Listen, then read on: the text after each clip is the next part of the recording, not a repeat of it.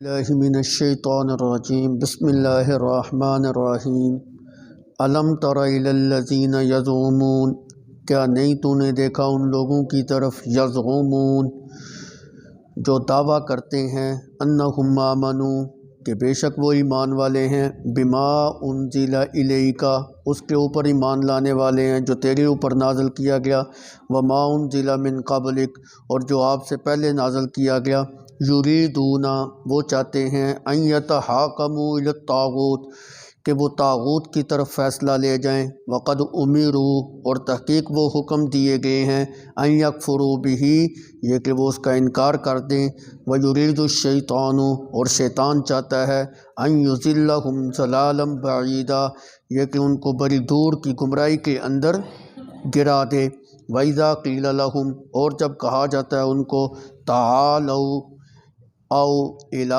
ما انزل اللہ اس بات کی طرف جو اللہ نے نازل کی، وَإِلَى الرَّسُولِ اور رسول کی طرف آؤ، رَأَيْتَ الْمُنَافِقِينَ تو دیکھے گا منافقین کو، یصدون عنک صدودا کہ وہ تجھ سے دور بھاگیں گے، فَكَيْفَ إِذَا أَصَابَتْهُم مُّصِيبَةٌ پس کیا حال ہوگا جب پہنچے گی ان کو مصیبت، بما قدمت ایدیہم بوجہ ان کے ہاتھ کے کیے ہوئے کے، ثم جاؤک پھر وہ آئیں گے تیرے پاس، یحلفون باللہ اللہ کی قسمیں اٹھاتے ہوئے، ان اردنا الا احسانا و توفیقا نہیں ہم چاہتے تھے مگر بلائی اور میل ملاپ، اولئک الذین یعلم اللہ یہی ہیں وہ لوگ کہ اللہ ان کو جانتا ہے، ما فی قلوبہم جو کچھ ان کے دلوں میں ہے، فاعرض عنہم آپ ان سے منہ موڑ لیجئے، واعظہم اور ان کو وعظ و نصیحت کرتے رہیے،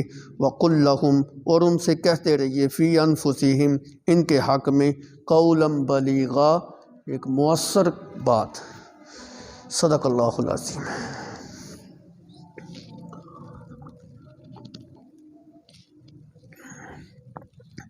پچھلے سبق کے اندر آپ نے یہ بات پڑھی تھی کہ اللہ رب العزت نے فرمایا تھا کہ امانت جو ہے ان کے اہلوں تک پہنچاؤ، اور ایک بات یہ پڑھی تھی کہ فیصلہ کرنے کے اندر انصاف کرو۔ یہ ساری چیزیں اس وقت ممکن ہیں جس وقت انسان اللہ اور اس کے رسول کی اطاعت کرے گا، اور ان لوگوں کی اطاعت کرے گا جو اللہ اور اس کے رسول کی طرف بلانے والے۔ پھر دوسری بات آپ نے یہ پڑھی تھی، فَإِن تَنَازَعْتُمْ فِي شَيْءٍ فَرُدُّوهُ إِلَى اللَّهِ کہ اگر تمہارا جھگڑا کسی معاملے کے اندر ہو جائے تو اس کا فیصلہ تم نے یوں کرنا ہے کہ اس کو اللہ کی جانب یعنی اللہ کی کتاب کی جانب لوٹاؤ، اور رسول اللہ صلی اللہ علیہ وسلم کی سنت کی طرف اس کو لوٹاؤ، اس کا فیصلہ تمہارے پاس آ جائے گا۔ آج کے سبق کے اندر بھی اسی طرح کی ایک بات کی جا رہی ہے۔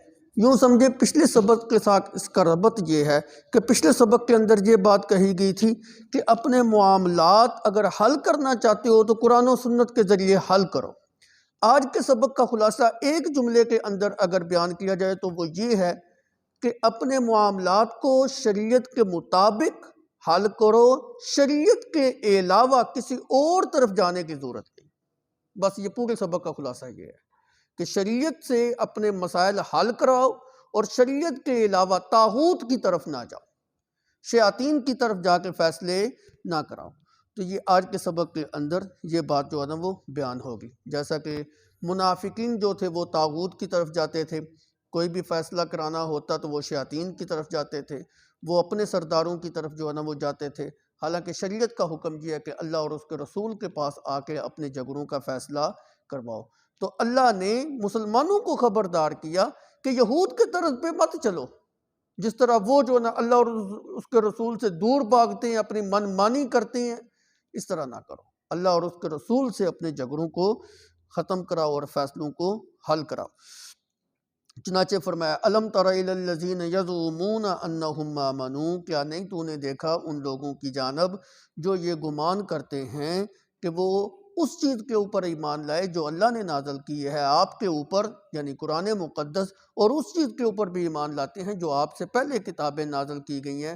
اور یہ یہودیوں اور منافقین کا چونکہ تذکرہ ہو رہا ہے، لہذا یہاں سے مراد تورات مقدس ہے کہ یہودیوں کا تورات کے اوپر ایمان تھا، انجیل مراد نہیں ہے۔ اس لیے کہ وہ انجیل کا انکار کرتے تھے، عیسیٰ علیہ السلام کا بھی انکار کرتے تھے اور انجیل مقدس کا بھی انکار کرتے تھے۔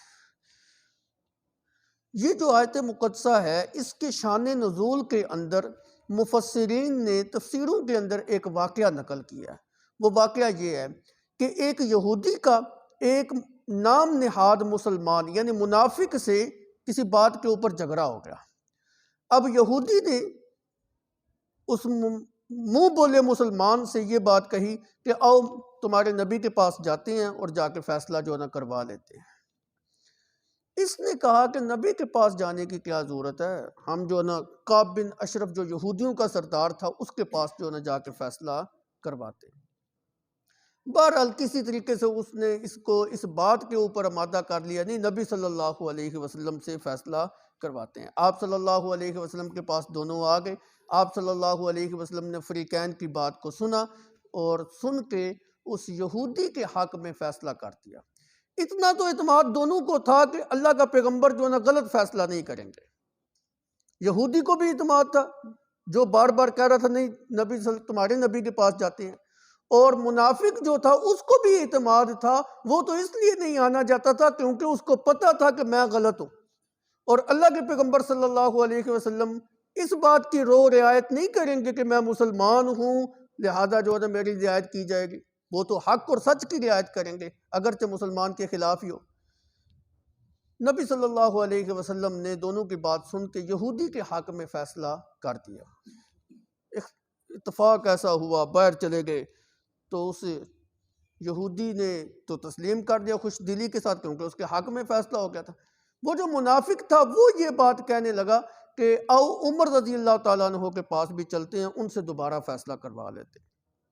یہودی ادھر بھی جانے کے لیے جو نا وہ تیار ہو گیا۔ اس نے یہ سمجھا کہ شاید حضرت عمر میری طرف داری کریں، کیوں حضرت عمر جو ہیں یہ یہودیوں کے حق میں اور غیر مسلموں کے حق میں بڑے سخت ہیں، لہذا سختی کا مظاہرہ کرتے ہوئے وہ جو نا میرے حق میں فیصلہ کر دیں گے۔ یہ اس کا وہم اور گمان تھا۔ جب وہاں گئے قصہ مختصر اس آدمی نے بتلا دیا، بھائی تمہارے نبی نے میرے حق میں فیصلہ کر دیا ہے۔ انہوں نے اس منافق سے پوچھا ہاں بھائی یہ درست کر رہا ہے؟ ہاں جی درست کر رہا ہے۔ چنانچہ حضرت عمر فاروق رضی اللہ تعالیٰ عنہ اندر تشریف لے گئے، تلوار اٹھائی اور باہر آ کے اس کی گردن جو ہے نا وہ کاٹ دی کہ جس نے نبی کے فیصلے کو تسلیم نہیں کیا عمر اس کے حق میں یہ فیصلہ کرتا ہے۔ بہرحال اس کا قصہ جو ہے نا وہ تمام ہو گیا۔ اب ہے تو وہ منافق تھا، زبان سے کلمہ بھی پڑھتا تھا، اس کے جو برادری کے لوگ تھے نا انہوں نے شور مچانا شروع کر دیا کہ عمر نے ایک مسلمان کو ناحق قتل کیا جی، ہم تو قصاص لیں گے۔ اس موقع کے اوپر یہ آیتیں جو ہے نا وہ نازل ہو گئی، اللہ رب العزت نے حضرت عمر کی طرف داری کی۔ لیکن یاد رکھیے یہ جو واقعہ ہے یہ مفسرین نے اسی جگہ پہ آیت کی تفسیر کے اندر نقل کیا ہے، لیکن یہ واقعہ کوئی درست معلوم نہیں ہوتا۔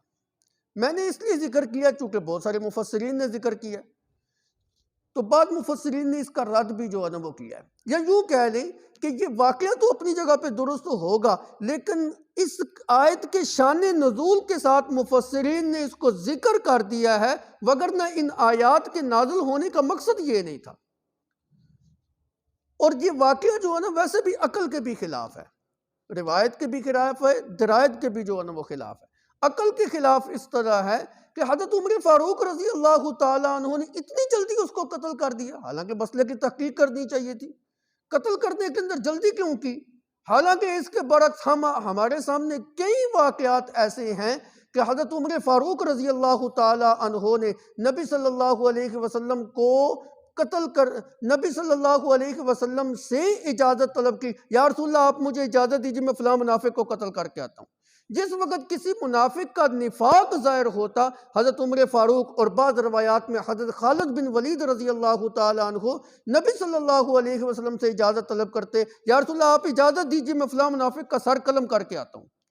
اللہ کے پیغمبر صلی اللہ علیہ وسلم نے اجازت نہیں دی۔ اسی طرح خاطب بن ابی بلتہ رضی اللہ تعالیٰ عنہ، ان سے مسلمانوں کا ایک راز جو ہے نا وہ فاش ہو گیا تھا۔ حضرت عمر فاروق رضی اللہ تعالیٰ عنہ نے اس وقت بھی جو ہے نا اجازت طلب کی، یا رسول اللہ آپ مجھے جو ہے نا اجازت دی، دعنی ان اضرب عنق ھذا المنافق، میں اس منافق کی جو نا سر قلم کر کے آتا ہوں، اس کو قتل کر کے آتا ہوں۔ آپ صلی اللہ علیہ وسلم نے اس وقت بھی اجازت نہیں دی۔ آپ نے کہا اگر میں نے اجازت دے دی اور تم نے قتل کر دیا تو منافقین کو پروپیگنڈا کرنے کا موقع مل جائے گا کہ دیکھو محمد جو ہے نا اپنے ہی ساتھیوں سے جب ناراض ہوتا ہے تو قتل و غارت کے اوپر اتر آتا ہے، ان کی رنجش کی بنا پر ان کو قتل کر دیتا ہے۔ اور یہی بات ہمارے دین کی تبلیغ میں رکاوٹ کہیں بن نہ جائے، اس لیے اللہ کے پیغمبر صلی اللہ علیہ وسلم ان کو اجازت نہیں دیتے تھے۔ اس کے علاوہ اگر آپ دیکھیں ایک اور بھی واقعہ آتا ہے، حضرت عمر فاروق رضی اللہ تعالی عنہ کی بیٹی جو حضرت حفصہ رضی اللہ تعالی عنہا تھی، وہ نبی صلی اللہ علیہ وسلم کی زوجیت میں تھی۔ جس وقت ازواج مطہرات نے نبی صلی اللہ علیہ وسلم سے کچھ زائد خرچے کا مطالبہ کیا تو آپ کو بڑا دل دکھا، اور آپ نے جو ہے نا ایک ماہ تک جو ہے نا ناراض ہو کے بالا خانے کے اندر جو ہے نا الہ کا جو ہے نا وہ ارادہ فرما لیا، اور بالا خانے کے اندر جو ہے نا آپ تشریف لے گئے۔ حضرت عمر فاروق رضی اللہ تعالیٰ عنہ تشریف لائے اور آپ سے نیچے کھڑے ہو کے اجازت طلب کی، یا رسول اللہ میں اوپر آ سکتا ہوں؟ آپ نے اجازت نہیں دی، ایک دفعہ، دو دفعہ، تین دفعہ اجازت مانگی، نبی صلی اللہ علیہ وسلم نے اجازت نہیں دی۔ حالانکہ بعض روایات میں یہ بات بھی آتی ہے کہ نبی صلی اللہ علیہ وسلم کو آپ نے کہا یا رسول اللہ میں صرف اس لیے اجازت طلب کر رہا ہوں کہ میرے آنے کا مقصد صرف یہ ہے کہ لوگوں کے اندر یہ شور مچا ہوا ہے کہ آپ نے اپنی ازواج کو طلاق دے دی ہے، میں صرف یہ تصدیق کرنا چاہتا ہوں آپ صرف ناراض ہیں یا آپ نے واقعتاً طلاق دے دی ہے۔ اور اس موقع کے اوپر حضرت عمر فاروق رضی اللہ تعالیٰ عنہ نے یہ بات بھی کہی تھی، اگر محمد صلی اللہ علیہ وسلم مجھے حکم دیں گے تو میں اپنی تلوار کے ساتھ اپنی بیٹی حفصہ کی گردن جو ہے نا مار دوں گا۔ تو نبی صلی اللہ علیہ وسلم نے تو اس موقع کے اوپر بھی اجازت نہیں دی۔ تو یہ تو خیر مسلمان تھیں۔ کسی منافق کا جس وقت نفاق ظاہر ہوتا تھا اس وقت بھی اللہ کے پیغمبر صلی اللہ علیہ وسلم اس کو قتل کا حکم نہیں دی۔ دیکھیں آپ رئیس المنافقین عبداللہ ابن ابی، جس کے متعلق اللہ قرآن میں یہ فرماتے ہیں استغفر لہم او لا تستغفر لہم ان تستغفر لہم 70 مرۃ فلن یغفر اللہ لہم، میرا پیغمبر آپ بھی اگر 1 2 10 20 50 مرتبہ نہیں 70 مرتبہ بھی یا اس سے زائد مرتبہ بھی اس منافق کے لیے اگر دعائے خیر کریں گے میں نے پھر بھی فلن یغفر اللہ لہم، اس کو معاف نہیں کرتا۔ اس منافق کے بارے میں بھی ایک دفعہ بعض صحابہ نے، غالباً حضرت خالد بن ولید رضی اللہ تعالیٰ عنہ نے اجازت طلب کی تھی، یا رسول اللہ آپ مجھے اجازت دیجئے اس منافق کی میں گردن جو نہ کاٹتا ہوں، آپ نے اجازت نہیں دی تھی۔ تو یہ کیسے ہو سکتا ہے کہ ایسے مواقع کے اوپر جو ہے نا آپ صلی اللہ علیہ وسلم سے بغیر مشورہ کیا حضرت عمر فاروق رضی اللہ تعالیٰ عنہ اتنی اجلت کا مظاہرہ کرتے ہوئے فوراً اس کو جو ہے نا قتل کر دیتے؟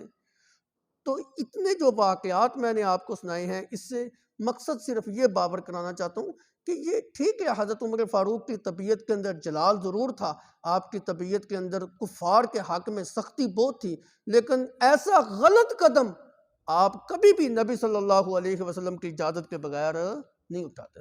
جب دوسرے مواقع کے اوپر آپ اجازت طلب کر رہے ہیں تو اس موقع کے اوپر آپ نے اجازت طلب کیوں نہیں کی؟ تو یہ بات جو ہے نا عقل کے بھی تھوڑے سے خلاف ہے، جس کی وجہ سے مفسرین نے اس واقعہ کا تھوڑا سا رد کیا ہے کہ سند کے اعتبار سے بھی صحیح نہیں ہے، اور بس مفسرین نے چونکہ نقل کر دیا اس لیے میں نے بھی ذکر کر دیا۔ اس کے علاوہ اور بھی ان آیات کے بہت سارے شان نزول بیان کیے گئے ہیں۔ مثلا ایک یہ بھی بیان کیا گیا ہے کہ اس وقت بعض لوگ یہودیوں کا یہ وتیرہ ہوتا تھا جو زبانی کلامی ایمان تو انہوں نے قبول کر لیا، وہ کاہن کے پاس جا کے اور نجومی کے پاس جا کے فیصلہ کرواتے ہیں، آپ صلی اللہ علیہ وسلم کے پاس نہیں آتے، جس کی وجہ سے جو ہے نا یہ بات جو ہے نا وہ کہے گی۔ اسی طرح ایک اور جو ہے نا شان نزول کے اندر ایک واقعہ یہ بھی آتا ہے کہ غزوہ حنین کے موقع کے اوپر کچھ لوگ جو تھے وہ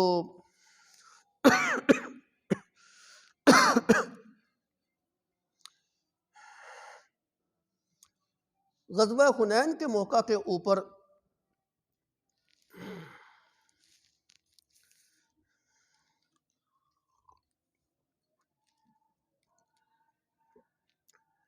یہ جو یہود کے 2 قبیلے تھے بنو نذیر اور بنو قریظہ، ان کی آپس میں جاہلیت کے زمانے کے اندر چونکہ جنگیں ہوتی تھیں، ایک دوسرے کے افراد کو قتل کرتے تھے، ہوتا یہ تھا کہ بنو نذیر جو تھے نا، یہ بنو قریظہ کے اوپر حاوی تھے۔ جب یہ ان کا بندہ قتل کر دیتے تو ان سے قصاص نہیں لیا جاتا تھا، بس تھوڑا سا جو ہے نا کفارے کے طور پہ کچھ رقم لی اور ان کو جو ہے نا معاف کر دیا۔ اور جب وہ ان کا بندہ قتل کر دیتے تو ان سے قصاص بھی لیا جاتا اور کفارے کے اندر بھی زیادہ جو ہے نا ان سے مال جو ہے نا وصول کیا جاتا۔ اتفاق ایسا ہوا، نبی صلی اللہ علیہ وسلم جس وقت ہجرت فرما کے مدینہ کے اندر تشریف لائے، اللہ نے ان دونوں یہود کے گروہ کو اسلام کی دولت سے سرفراز کیا۔ بنو قریظہ بھی مسلمان ہو گئے اور بنو نذیر والے بھی مسلمان ہو گئے۔ جس وقت انہوں نے اسلام قبول کر لیا، پھر بعد کے اندر اتفاق ایسا ہوا کہ انہوں نے ایک ان کا بندہ جو ہے نا وہ مار دیا۔ اب یہ قصاص کا مطالبہ کر رہے ہیں۔ انہوں نے کہا کون سا قصاص؟ انہوں نے کہا وہی قصاص جو زمانہ جاہلیت کے اندر جو ہے نا ہم آپ سے لیا کرتے تھے، اسی دستور کے مطابق لیں گے۔ انہوں نے کہا نہیں، وہ تو زمانہ جاہلیت کی باتیں تھی، اب ہم دونوں مسلمان ہو چکے ہیں، بھائی بھائی بن چکے ہیں، اب مساوات کے اوپر قصاص ہوگا۔ اگر تم نے ہمارا بندہ مارا تو ہم بھی تمہارے بندے کو قتل کریں گے، مساوات ہوگی۔ ہم نے اسلام کو قبول کر لیا ہے، نبی صلی اللہ علیہ وسلم کی نبوت کو تسلیم کر لیا۔ چنانچہ ان کا جو اختلاف جو ہے نا وہ بڑھا۔ ان میں سے کسی نے کہا کہ ہم مسلمانوں نبی صلی اللہ علیہ وسلم کے پاس جاتے ہیں اور جا کے فیصلہ کروا دیتے۔ اب جو درمیان میں منافقین تھے وہ کہتے ہیں نہیں جی مسلمانوں کے پاس جانے کی کیا ضرورت ہے، ہم کعب بن اشرف کے پاس جا کے فیصلہ کرواتے ہیں۔ اور کعب بن اشرف جو تھا یہ یہودیوں کا سردار تھا، لوگ اس کے پاس جاتے، بسا اوقات رشوت لگاتے اور اپنے من مانی فیصلے کروا دیتے، اور بسا اوقات جو نا سفارش چلوا کے اپنے من مانی فیصلے جو نا اس سے کروا لیتے۔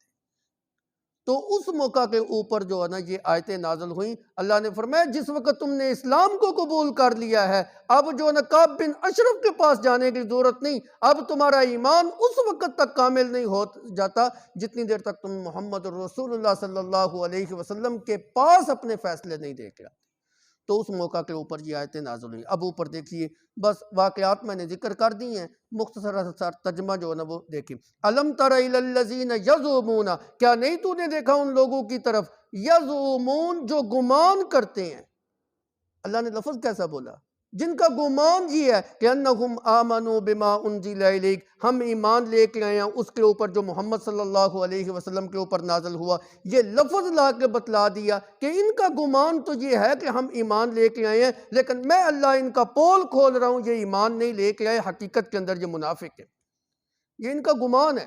یہ گمان اور چیز ہوتی ہے، حقیقت اور چیز ہوتی ہے۔ حقیقت یہ ہے کہ یہ ایمان نہیں لے کے، تو یزعمون کے لفظ کے اندر ہی اللہ نے ان کا پول کھول دیا جی، ان کا راز جو ہے نا فاش کر دیا۔ دوسری بات، انکم آمنوا بما انزل الیک وما انزل من قبلک، کہ وہ ایمان لے کے آئے ہیں اس پر جو آپ کے اوپر نازل کیا گیا اور اس پر جو آپ سے پہلے نازل کیا گیا، یعنی تورات مقدس۔ اب دو چیزوں کا تذکرہ اللہ رب العزت نے کیا۔ اس جملے سے نبی صلی اللہ علیہ وسلم کی ختم نبوت بھی ثابت ہو رہی ہے۔ کیسے؟ اگر آپ کے بعد کسی نبی نے آنا ہوتا تو عبارت یوں ہوتی، بما انزل الیک وما انزل من قبلک وما انزل من بعدک، تو یہ لفظ بھی ہونے تھے۔ تو چونکہ آپ کے بعد کوئی نبی تھا نہیں، کوئی کسی نبی نے آنا نہیں، اور کسی نبی کے اوپر کوئی کتاب نہیں اترنی تھی، کوئی شریعت نہیں نئی بننی تھی، کوئی نیا جو نا رسول نہیں آنا تھا، اس لیے اللہ رب العزت نے من قبلک کے اوپر تو اختتام کر دیا، من بعدک کا لفظ جو ہے نا استعمال نہیں کیا۔ تو یہ جملہ جو نا نبی صلی اللہ علیہ وسلم کی نبوت کے اوپر بھی دلالت کر رہا ہے۔ یریدون ان یتحاکموا الی الطاغوت، وہ چاہتے ہیں کہ اپنے فیصلوں کو طاغوت کی طرف لے جائیں، طاغوت کی طرف لے جائیں، شیطان کی طرف لے جائیں، طاغوت کی طرف لے جائیں۔ یہاں طاغوت سے مراد وہی کعب بن اشرف جو ہے نا مراد ہے۔ اور یاد رکھیے، جو لوگ، جو حاکم، جو امرا، جو سلاطین، جو جج، جو سربراہان مملکت، جو پنچایتی شریعت کے خلاف فیصلہ کرتا ہے وہ طاغوت ہے۔ جو شریعت کے خلاف، قرآن و سنت کے خلاف فیصلہ کرتا ہے، ہاں وہ جج ہو، ہاں وہ وقت کا حاکم ہو، وڈیرا ہو، چودھری ہو، سرمایہ دار ہو، بس وہ طاغوت ہے۔ یریدون ان یتحاکموا، یہ تو چاہتے ہی وہ یہ ہیں کہ اپنے فیصلوں کو طاغوت کی طرف لے کے جائیں۔ طاغوت ہر اس قوت اور طاقت کو کہتے ہیں جو لوگوں کو گمراہ کرنے کے اوپر تلی ہوئی ہو، لوگوں کو جو نا گمراہی کے رستے کے اوپر لگانے والی ہو، اس کو طاغوت جو ہے نا کہتے ہیں۔ اس زمانے کی بڑی بڑی جو طاقتیں تھیں، وہ کیسر و کسریٰ کی حکومتیں جو ہے نا وہ طاغوتی طاقتیں تھیں۔ آج کے زمانے کے اندر جو طاغوت ہے، امریکہ ہے، روس ہے، برطانیہ ہے، انڈیا ہے، اسرائیل ہے، یہ طاغوتی طاقتیں ہیں، اور ان کے لائے ہوئے نظام ہیں جو شریعت کے خلاف ہیں، یہ طاغوتی نظام ہے۔ جیسے جمہوریت کا نظام ہے، جیسے سرمایہ دارانہ نظام ہے، جیسے جاگیردارانہ نظام ہے، تو یہ سارے جو نظام ہیں یہ طاغوت کے لائے ہوئے نظام ہیں۔ یہ جو جمہوریت کا راگ الپنے والے لوگ ہیں، یہ اسلام کا نظام تو نہیں، یہودیوں کا نظام ہے۔ اسلام کا تو اس کے ساتھ تعلق بھی کوئی نہیں ہے، بلکہ اسلام کے متصادم یہ نظام ہے۔ جمہوریت کا نظام اسلام کے متصادم نظام ہے، اور جمہوریت نے آپ کو دیا کیا آج تک؟ نہ آپ کے ملک کے اندر 70 دہائیوں سے اوپر وقت گزر چکا ہے، آج تک آپ جو نا حدود اور قصاص کو نافذ نہیں کر سکے۔ یہ جمہوریت کی مہربانی ہے نا۔ آج تک آپ اپنے ملک کے اندر امن کو قائم نہیں کر سکے، جمہوریت کی مہربانی ہے نا جی۔ آپ اپنے فیصلے کرنے کے اندر آزادانہ نہیں ہے جی، جمہوریت کی مہربانی ہے نا جی۔ آپ اپنے تعلیمی نظام کو درست نہیں کر سکے، جمہوریت کی مہربانی ہے نا جی۔ ہر آنے والا جو گروہ ہے، ہر آنے والی جو سیاسی جماعت ہے، دوسرے کی جو ہے نا وہ ٹانگیں کھینچ رہی ہے، یہ جمہوریت کی مہربانی ہے نا جی۔ اپنے ملک کے نظام کو آپ درست نہیں کر سکے، جمہوریت کی مہربانی ہے نا جی۔ اپنے خطے کو آپ 2 ٹکڑوں کے اندر تقسیم کروا چکے ہیں، مغربی پاکستان اور مشرقی پاکستان۔ مغربی پاکستان آپ سے بالکل جدا ہو چکا ہے، جمہوریت کی مہربانی تھی نا۔ یہ جملہ بولنے والے جمہوری لوگ تھے نا، جمہوری طاقتیں تھیں، جنہوں نے کہا تھا ادھر تم اور ادھر ہم۔ فائدہ ہوا کہ نقصان ہوا؟ جب سے پاکستان بنا ہے آج تک جو نا جمہوریت جمہوریت جمہوریت کا جو ہے نا تم ڈنڈورا پیٹ رہے ہو، نقصان ہوا۔ کوئی فیصلہ کرنے میں تم آزاد نہیں ہو۔ میں ایک چھوٹی سی مثال دے دیتا ہوں، آج تک آپ کا اس بات کے اوپر اتفاق نہیں ہو سکا، چلو چھوڑو اسلام کو تو تم مانتے نہیں ہو، کالا باغ ڈیم بنانے کے اوپر تمہارا اتفاق نہیں ہو سکا۔ ایک ملک کی ضرورت تھی، ملک و ملت کے مفاد کے اندر وہ چیز تھی، سیاستدانوں کا آپس میں اتفاق نہیں ہے جی۔ سندھ والے کہتے ہیں ہم نے نہیں بننے دینا جی، فلاں کہتا ہے جی، پٹھان کہتے ہیں جی ہم نے نہیں بننے دینا جی، کوئی دوسرا مخالفت کرتا ہے، کبھی کوئی مخالفت کے اندر جو ہے نا وہ کھڑا ہو جاتا ہے جی۔ کراچی والے کہتے ہیں ہمارا پانی ختم ہو جائے گا جی، ہماری زمینیں بنجر ہو جائیں گے جی، ہم پیاسے مر جائیں گے جی۔ یہ سب جمہوری طاقتوں کا کیا درا ہے کہ جو چیز پورے ملک کے مفاد کے اندر تھی، ملک و ملت کا فائدہ جس کے اندر تھا، اس کے اوپر بھی آج تک اتفاق نہیں۔ کیا دیا آپ کو جمہوریت؟ سوائے مہنگائی کے، سوائے کرپشن کے، سوائے خلاف شرع کام کے، سوائے بے حیائی کے، کیا دیا آپ کو؟ یہ جتنا آپ کا نقصان ہو رہا ہے، یا ملک کی معیشت کا بٹا گول ہو رہا ہے، یا آپ کا جو ہے نا ملکی لیول پر یا اندرون بیرون خارجہ پالیسی اور داخلہ پالیسی، یہ سب کچھ جو ناکام ہو رہی ہے، جمہوریت کی مہربانی۔ کوئی مولوی آج تک اس کو حکومت تو نہیں ملی ہے جی۔ اس طرح کی حکومت آج تک علماء کو نہیں ملی ہے پاکستان کے اندر کہ آپ ان کے اوپر الزام لگا سکیں۔ یہ جمہوری قوتوں کی مہربانی ہے نا کہ پاکستان کو نقصان پہنچا ہے، یہ جمہوری قوتوں کی مہربانی ہے نا آج تک آپ اپنا کشمیر جو ہے نا وہ نہیں لے سکے۔ تو جمہوریت کا نظام اور جو اس طرح کی جو چیزیں ہیں وہ ساری کی ساری طاغوت کا نظام ہے۔ قرآن تو یہ کہہ رہا ہے یریدون ان یتحاکموا الی الطاغوت، وہ تو یہ چاہتے ہیں کہ اپنے فیصلوں کو طاغوت کے پاس لے جائیں۔ وقد امروا ان یکفروا بہ، حالانکہ تم کو یہ حکم دیا گیا تھا ان یکفروا بہ، اس طاغوتی نظام کا تم سرے سے انکار کرتے۔ ہم نے جمہوریت کا نظام کا انکار کیا کہ اپنے سینے کے ساتھ چمٹا کے رکھا ہو؟ ہم نے تو اپنے سینے کے ساتھ چمٹا کے رکھا ہو۔ قرآن تو کہتا ہے ان یکفروا بہ، تمہیں چاہیے تھا کہ تم اس کا انکار کرتے۔ جو چیز، جو قوانین، جو ضابطے خلاف شریعت یہود و نصارہ کے بنائے ہوئے ہمارے اوپر مسلط کیے گئے ہیں، قرآن تو یہ کہتا ہے کہ ہمیں ان ضابطوں اور قانونوں کا انکار کرنا چاہیے تھا۔ وہ طاغوت کا لایا ہوا نظام ہے۔ ہم طاغوت کے نظام کو جو ہے نا اپنا کے بڑے خوش ہوتے ہیں۔ وَيُرِيدُ الشَّيْطَانُ أَن يُضِلَّهُمْ ضَلَالًا بَعِيدًا، یاد رکھیے تیسرے پارے کی آیت ہے غالباً، فَمَن يَكْفُرْ بِالطَّاغُوتِ وَيُؤْمِن بِاللَّهِ فَقَدِ اسْتَمْسَكَ بِالْعُرْوَةِ الْوُثْقَىٰ لَا انفِصَامَ لَهَا وَاللَّهُ سَمِيعٌ عَلِيمٌ۔ جس نے طاغوت کا انکار کیا وہ وہی شخص ہے جس نے اپنے رب کے اوپر ایمان لے کے آیا ہے۔ جو رب کے اوپر سچا ایمان لے کے آتا ہے وہ طاغوتی نظام کا بھی انکار کرتا ہے، اور جس نے اپنے رب کے اوپر ایمان لے کے آیا ہے اس نے اتنے مضبوط کرے کو پکڑ لیا ہے، لَا انفِصَامَ لَهَا، جو کبھی بھی چھوٹے گا۔ اللہ تو اس نظام کا جو ہے نا وہ انکار کرنے کا ہمیں حکم دے رہے ہیں۔ وَيُرِيدُ الشَّيْطَانُ أَن يُضِلَّهُمْ ضَلَالًا بَعِيدًا، شیطان تو چاہتا ہی یہ ہے کہ خلاف شرع نظام کو لا کر تمہیں گمراہی کی طرف لے جائے، تمہیں بربادی کی طرف جو ہے نا وہ لے جائے۔ وَإِذَا قِيلَ لَهُمْ تَعَالَوْا إِلَىٰ مَا أَنزَلَ اللَّهُ، اللہ کہتے ہیں ان کو بلایا جاتا ہے آؤ ادھر اللہ کی طرف آؤ، رسول کی طرف آؤ، لیکن جب ان کو بلایا جاتا ہے نا تو آپ دیکھیں گے رَأَيْتَ الْمُنَافِقِينَ يَصُدُّونَ عَنْكَ صُدُودًا، یہ دور بھاگیں گے تجھ سے، کبھی بھی اپنا فیصلہ آپ کے پاس نہیں لے کے آئیں گے۔ کیوں؟ ان کو پتہ ہے اندر جو کھوٹ ہے، ان کے اندر شیطانیت ہے، ان کے اندر طاغوت جو ہے نا وہ بیٹھا ہوا ہے، یہ کیسے اپنے فیصلے جو ہے نا وہ آپ کے پاس لے کے آئیں گے۔ فَكَيْفَ إِذَا أَصَابَتْهُم مُّصِيبَةٌ بِمَا قَدَّمَتْ أَيْدِيهِمْ، پر اللہ رب العزت ان کی حالت کا تذکرہ کرتے ہوئے فرماتے ہیں آپ اس وقت کو دیکھیں گے جس وقت اس کا انجام ان کے سامنے جو ہے نا وہ آئے گا۔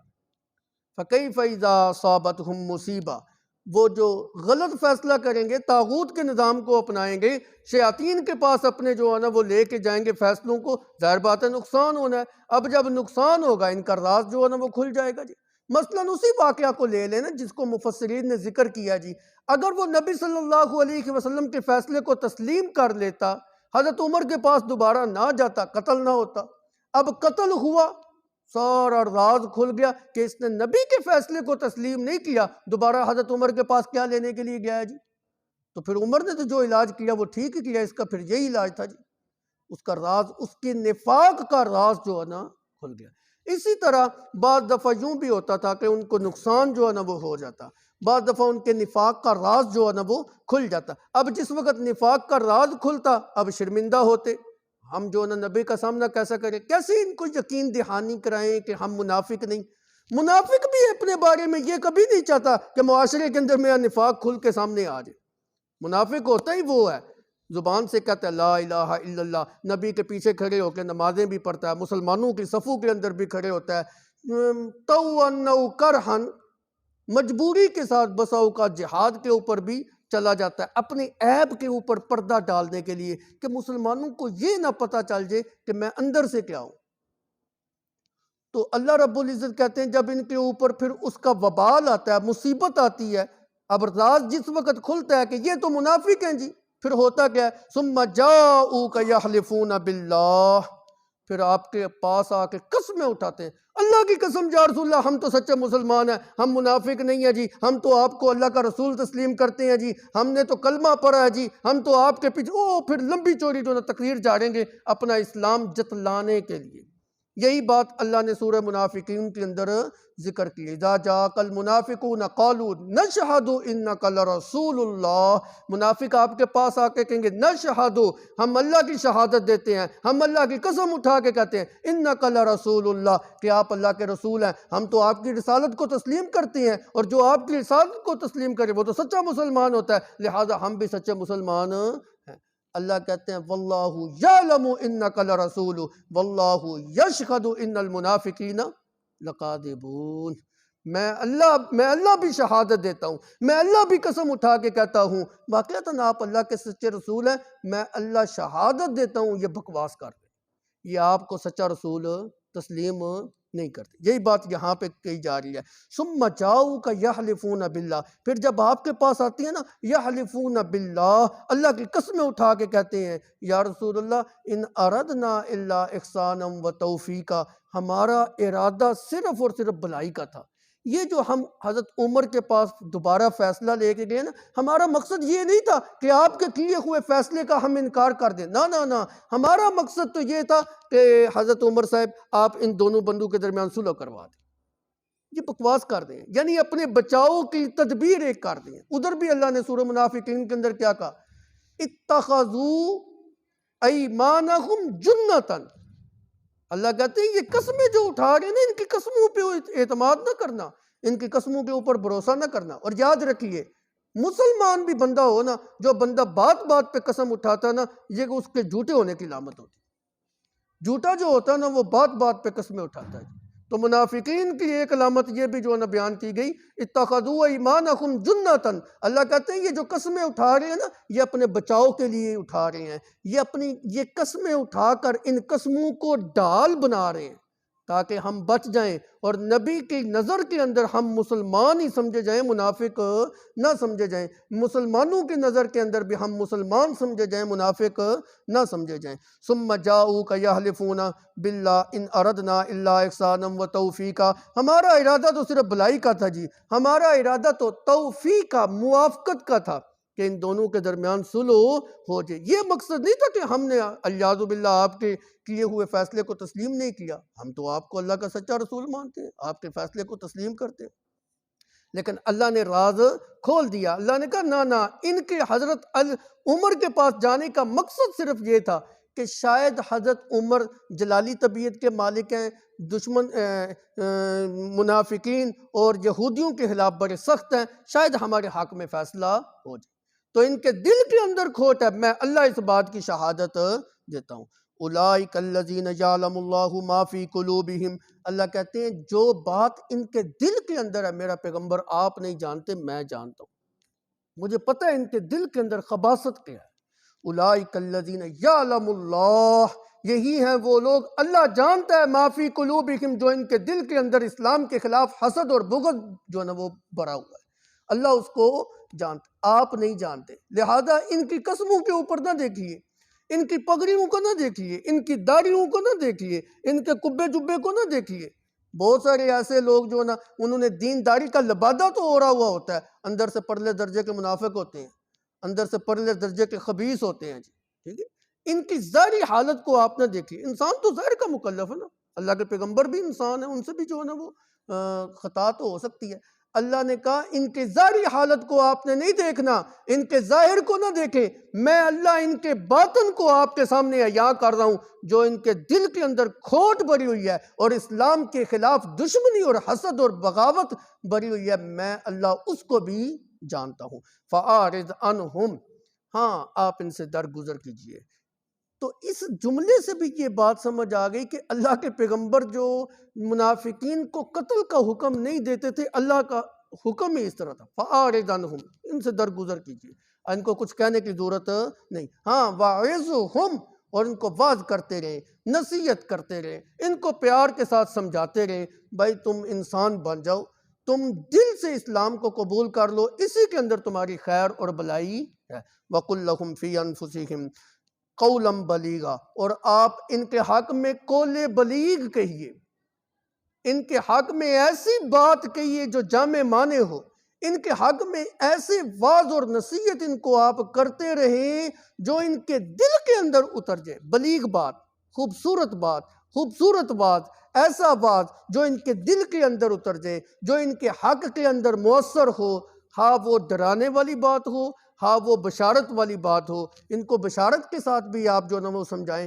بھائی مان لو گے آخرت کی بڑی نعمتیں اللہ نے تمہارے لیے تیار کر رکھی، نہیں مانو گے تو پھر ڈنڈے بھی پرند ہیں، ٹھیک ہے۔